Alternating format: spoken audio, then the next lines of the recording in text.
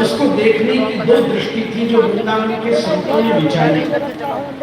निश्चित रूप से पहली दृष्टि थी कि गर्मी थी, भीड़ थी, विपत्ति थी, उस सबके सुधार में आवश्यकता है, उस पर कार्य हुआ भी है, हो भी रहा है और होगा। पर वहीं दूसरी तरफ एक ये भी दृष्टि थी कि जिस ठाकुर जी के चरणों को प्राप्त करने के लिए जन्मों जन्मों से बड़े बड़े देवता जिस गति को प्राप्त करने की प्रतीक्षा कर रहे हैं, उस माता को वो गति प्राप्त नहीं।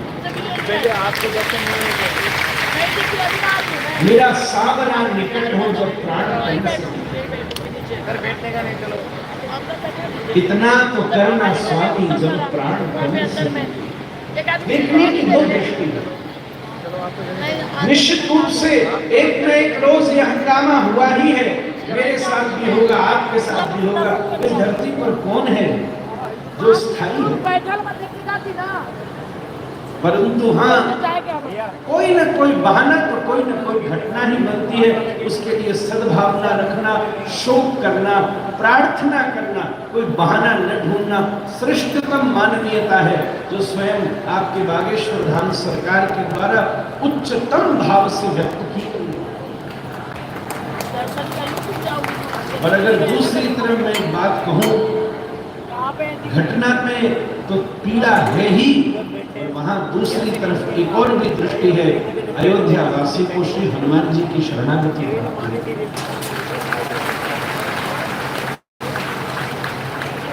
उसको सुधार कर ही लिया गया है, और कोई भी ऐसा नहीं चाहता कि ऐसा हो। और कितनी सुंदर बात है, जो कथा आपके जन्मदिन के लिए करी जा रही थी, आपने हृदय को अत्यंत भावुक होकर उस कथा को उस दिवंगत आत्मा के उद्धार में प्रदान कर। आध्यात्मिक दृष्टि से इससे ऊपर तो और कुछ नहीं हो सकता। और हृदय में पीड़ा है, बहुत अच्छा बहाना है। सामान्य व्यक्ति हो तो बुद्धि से विचार कर ले, अरे भैया अनुष्ठान चल रहा है, जो हुआ सो हो गया, उसमें तो कुछ नहीं हो सकता, भगवान का नाम कीर्तन ही है। ऐसे खूब प्रस्ताव जनता को भी स्वीकार हो जाते, और हम लोग भी उस बहाने को ढूंढकर इस क्रम को यथावत कर सकते थे।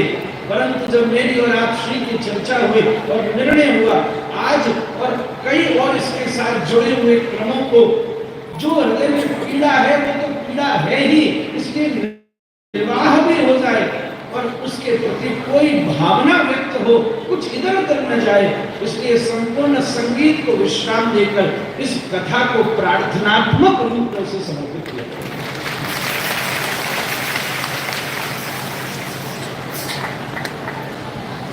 सबके जीवन का अपना प्रारंभ है।